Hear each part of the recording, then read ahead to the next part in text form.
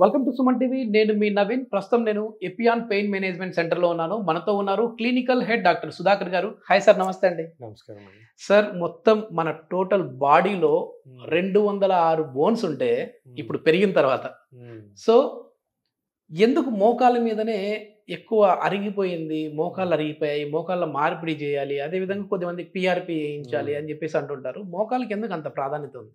మనము నీ జాయింట్స్ అంటే వెయిట్ బేరింగ్ జాయింట్స్. మన బాడీ వెయిట్ అంతా నీ జాయింట్స్ మీదే వస్తుంది. మీ బాడీ వెయిట్ మీ నీ జాయింట్స్ మీద వస్తుంది, నా బాడీ వెయిట్ నా నీ జాయింట్స్ మీద వస్తుంది. And then apart from that మనం పొద్దున్న లేచినప్పటి నుంచి రాత్రి వరకు చేసే రెగ్యులర్ యాక్టివిటీస్లో నీ జాయింట్ మీద ఎప్పుడు ఫ్రిక్షన్ ఉంటుంది. అంటే ఫర్ ఎగ్జాంపుల్ ఇది మన నీ జాయింట్ చూసుకున్నట్టయితే దీంట్లో ఒక 4-5 మెయిన్ స్ట్రక్చర్స్ ఉంటాయండి. అంటే తొడబోను కాల్ బోన్ మధ్యలో ఈ కార్టిలేజ్, మెనిస్కస్, తర్వాత వీటిని హోల్డ్ చేసుకుంటూ కొన్ని కొలాటరల్ లిగమెంట్స్, క్రూషియేట్ లిగమెంట్స్ అని ఉంటుంది.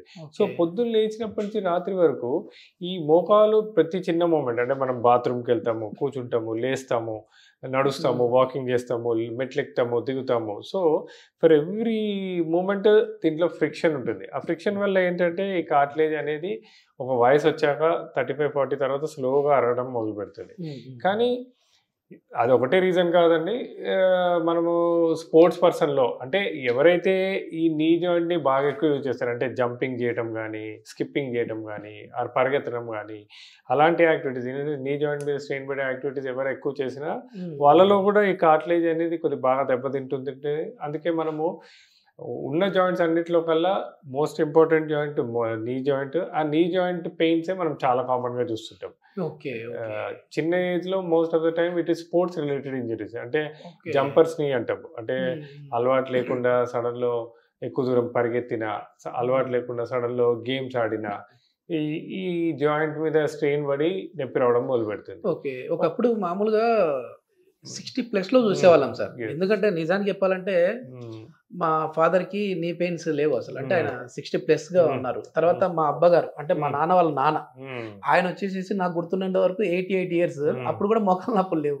కానీ ఇప్పుడు చిన్న ఏజ్ లోనే వస్తా ఉన్నాయి. మెయిన్ ఏమంటారు దీన్ని? సో ఇది మెయిన్ ఏంటంటే ఒకటి ఏంటంటే మన ఫుడ్ హ్యాబిట్స్, డైటరీ హ్యాబిట్స్. ఒకటి ఏంటంటే జంక్ ఫుడ్ అలవాటు ఎక్కువ అవ్వడము, దాంతో వెయిట్ అనేది ఒబేసిటీ అనేది చాలా కామన్ అయిపోయింది.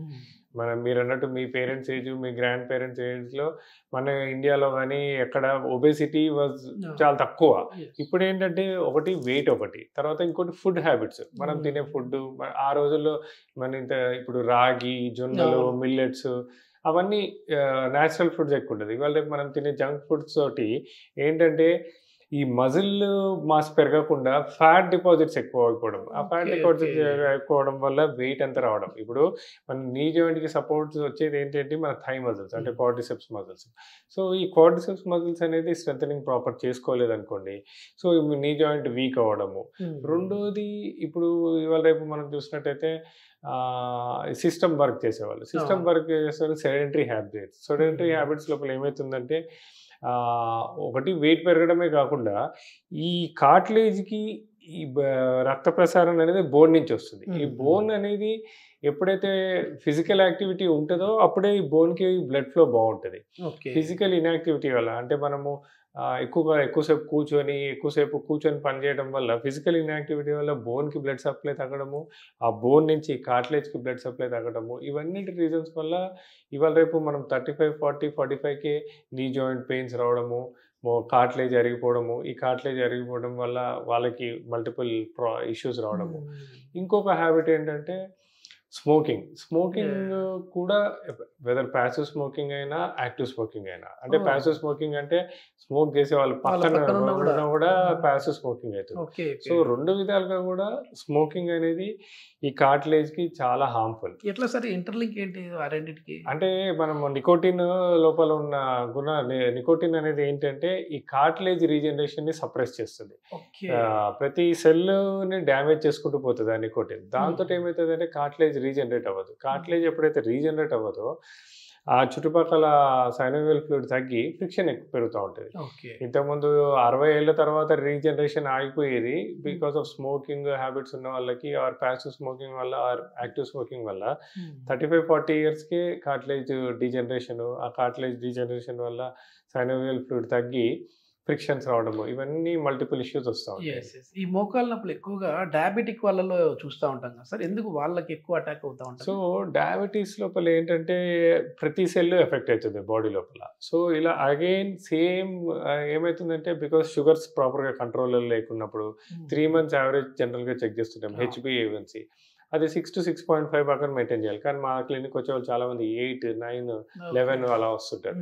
అంటే వాళ్ళ sugars are not properly control. ఎప్పుడైతే షుగర్స్ ఇంత డీరేంజ్డ్ అయిపోతుందో మన ఈ మజిల్స్ అన్ని డ్యామేజ్ అవుతాయి, ఈ సెల్స్ అన్ని డ్యామేజ్ అయ్యి వాళ్ళకు కూడా ఈ మోకాళ్ళ నొప్పులు అనేది చూస్తూ ఉంటాం.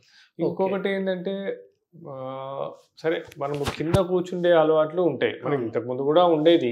కానీ అప్పుడు వాళ్ళకి డైట్ అనేది బాగుంటుంది. కానీ ఇప్పుడు మనం ఫుడ్ తినే మన ఫుడ్ హ్యాబిట్స్ వల్ల వీటి వల్ల మజిల్ మాస్ తక్కువ ఉన్నప్పుడు ఈ కింద కూర్చోవడము, ఇండియన్ టాయిలెట్స్ యూజ్ చేయడము, ఇవన్నీ కూడా నీ జాయింట్ మీద చాలా ఎక్కువ స్ట్రెయిన్ పడి నీ జాయింట్ అనేది డ్యామేజ్ అయిపోతూ ఉంటుంది. ఓకే, మెయిన్ మూవ్మెంట్ కూడా లేకపోవడం అదొక కారణం అనుకోవచ్చా sir? Physical inactivity is the biggest, అంటే next to smoking physical inactivity అంటారు.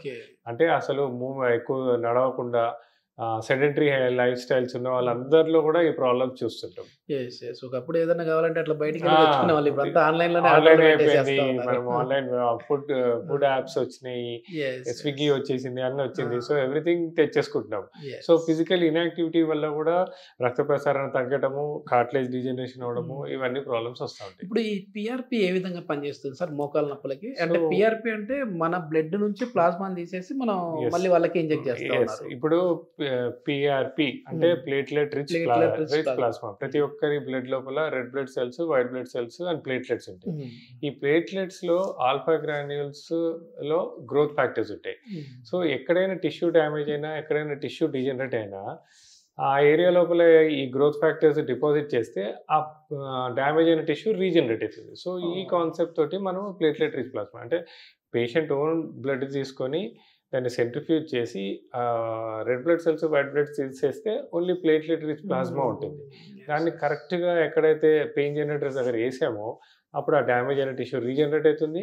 అండ్ దెన్ దాన్ని స్ట్రెంథెన్ చేసుకొని హ్యాపీగా దీర్ఘకాలిక నొప్పుల నుంచి ఉపశమనం. మళ్ళీ పిఆర్పి అయిన తర్వాత కూడా మళ్ళీ వాళ్ళ లైఫ్ స్టైల్లో చేంజెస్ రాకపోతే మళ్ళీ ఇబ్బంది పడతారు. సో పిఆర్పి చేయటం ఒక ఎత్తు, చేశాక వాళ్ళ లైఫ్ స్టైల్స్ కూడా మార్చుకోవాలి. అండ్ దెన్ అందరము ప్రతి ఒక్కరము ఒక 35-40 ఏళ్ళ తర్వాత మన లైఫ్ స్టైల్ మార్చుకొని, మన ఫుడ్ హ్యాబిట్స్ మార్చుకొని, లైఫ్ స్టైల్ మార్చుకొని ఈ డ్యామేజ్ అయిన టిష్యూని రీజనరేట్ చేసుకున్నట్టయితే చాలా ఎక్కువ కాలం హ్యాపీగా ఉండొచ్చు. చాలా మంచి ఇన్ఫర్మేషన్ సార్. అసలు అందరూ కూడా మోకాళ్ళ నొప్పులు వచ్చిన తర్వాత ఎట్లాంటి ఇబ్బందులు పడుతూ ఉంటారు అనేది చెప్తా ఉంటారు. కానీ అసలు మోకాళ్ళ నొప్పులు రాకుండా ఉండాలంటే ఎట్లాంటి జాగ్రత్తలు తీసుకోవాలని చెప్పారు. అదేవిధంగా వచ్చిన తర్వాత కూడా సర్జరీ వరకు వెళ్లకుండా పిఆర్పితోనే దీన్ని ట్రీట్ చేసుకోవచ్చు అనేది కూడా చెప్పారు. థ్యాంక్ యూ అండి. Thank you.